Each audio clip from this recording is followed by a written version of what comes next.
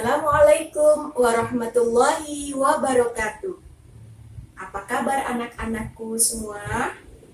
Semoga kalian selalu dalam lindungan Allah Subhanahu wa Ta'ala. Amin ya Rabbal 'Alamin. Pada hari ini kita bertemu kembali dalam pembelajaran Al-Quran bab 5 ya, tentang hadis keutamaan belajar Al-Quran. Nah, sebelum kita mulai pembelajaran hari ini, mari kita membaca doa terlebih dahulu ya. Kita angkat kedua tangan kita. Kita baca doa sama-sama ya. Bismillahirrahmanirrahim. Rabbi zidni ilma warzuqni fahma. Amin ya Rabbal 'Alamin. Anak-anak, ya, kalian sudah buka bukunya kan? Ya, kita dibuka ya bukunya ya. Nah, bukunya yaitu tentang bab 5. Ya. Nah, anak-anak, kita awali dulu pembelajaran kita hari ini dengan membahas apa itu Al-Quran. Nah, siapa yang tahu apa itu Al-Quran? Ya, Al-Quran adalah kitab suci umat Islam. Iya, Al-Quran merupakan rukun iman. Ya, rukun iman yang ketiga yang berbunyi, apa bunyi dari rukun iman yang ketiga? Iya, beriman kepada kitab-kitab suci. Ya, salah satunya adalah Al-Quran.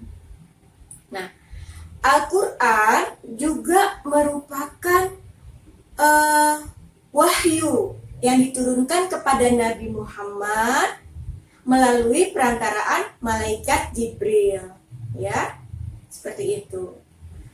Dan Al-Quran juga merupakan syafaat penolong bagi kita yang sering membaca Al-Quran. Nanti Al-Quran akan memberikan syafaat di akhirat kelak, ya, seperti itu.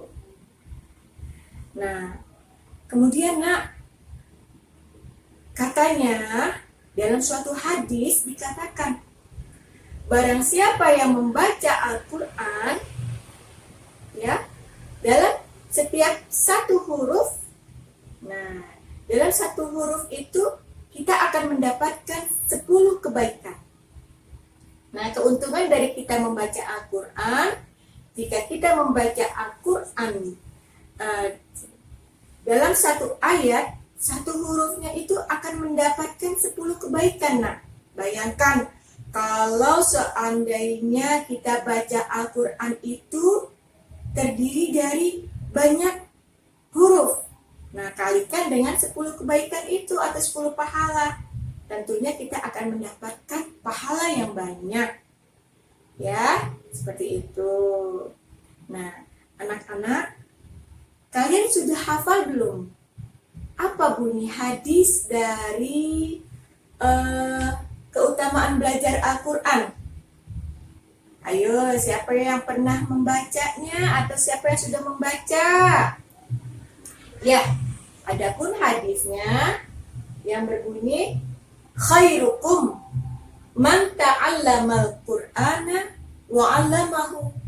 Ya, sebaik-baik kamu adalah orang yang belajar Al-Quran dan mengajarkannya. Nah, hadis riwayat Bukhari. Sebaik-baik kalian itu adalah orang yang belajar Al-Quran dan mengajarkannya, ya, atau mengamalkan Al-Quran itu. Nah, jadi ada beberapa kewajiban kita kepada Al-Quran. Apa saja kewajiban kita kepada Al-Quran? Yang pertama adalah kita harus mengimani Al-Quran itu. Mengimani Al-Quran sebagai kitab suci. Ya. Yang kedua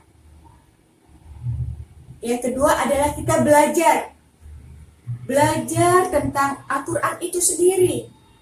Dengan cara apa kita belajarnya? Dengan cara kita membacanya dan menulis huruf-huruf Al-Quran.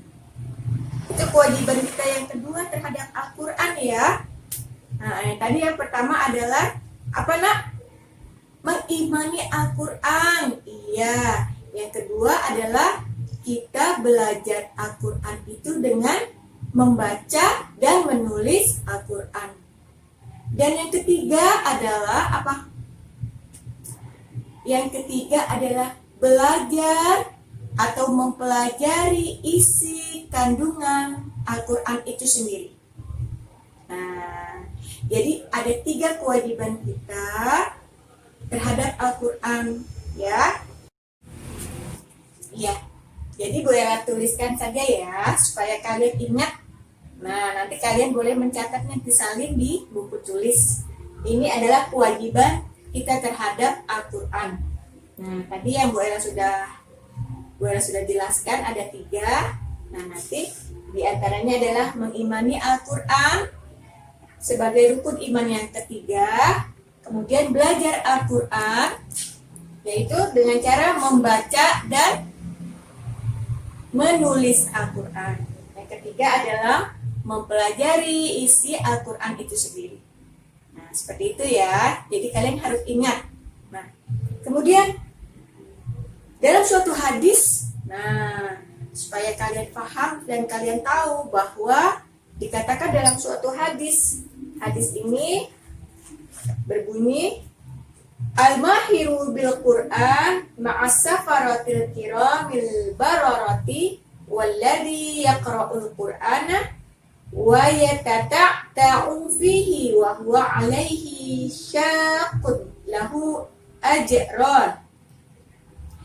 Jadi hadis ini menjelaskan bahwa yang mahir membaca Al-Quran, yang mahir itu adalah orang yang pandai membaca Al-Quran, maka ia akan bersama para malaikat yang mulia. Nah, kalau kita mahir membaca Al-Quran, kita rajin membaca Al-Quran, kita selalu tilawah, ya, tilawah Al-Quran, maka katanya dalam hadis ini dikatakan malaikat itu akan bersama kita, ya. Karena malaikat itu suka dengan orang yang membaca Al-Quran, seperti itu. Nah, malaikat yang mulia itu akan selalu bersama dengan kita. Nah, kemudian sedangkan yang membaca Al-Quran, nah, bagi orang yang membaca Al-Quran, namun dia terbata-bata membacanya, maka dia akan mendapatkan 2 pahala, ya, yaitu pahala tilawah dan pahala kecapaian atau kelelahan dia. Nah, seperti itu nak. Jadi kalau kita sering membaca Al-Quran itu keuntungannya banyak sekali, ya. Pertama, malaikat akan bersama dengan kita, ya. Yang kedua, jika kita terbata-bata membacanya karena kita tidak mampu, belum bisa membaca Al-Quran, kita akan tetap mendapatkan pahala, mendapat 2 pahala, yaitu pahala tilawah atau pahala yang kita baca, bacaan yang kita baca itu kita akan mendapat pahala, dan yang kedua adalah pahala kecapaian atau kelelahan kita. Seperti itu, ya, semuanya akan diperhitungkan, akan mendapatkan pahala di mata Allah. Nah, seperti itu sayang ya, untuk materi kita hari ini, supaya kalian paham dan mengerti bahwa kita sedari kecil disuruh untuk membaca Al-Quran. Kalau kita belum bisa membaca Al-Quran, kita awali dengan membaca Iqra, dari Iqra 1, Iqra 2, 3, dan seterusnya.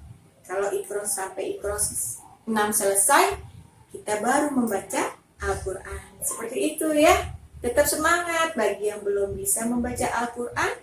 Jangan lelah untuk belajar terus. Semangat terus belajarnya ya. Mudah-mudahan kalian akan menjadi anak-anak yang hafiz dan hafizah. Ya, hafal Quran ya. Doakan semoga kalian menjadi anak-anak yang hafiz dan hafizah. Demikian anak-anakku semua, materi kita hari ini, Bu Ella Akhairi. Semoga ilmu yang kita peroleh hari ini bermanfaat untuk kalian semuanya. Mari kita tutup pertemuan kita ini dengan membaca hamdalah. Alhamdulillahirabbil alamin. Wassalamualaikum warahmatullahi wabarakatuh. Sampai jumpa.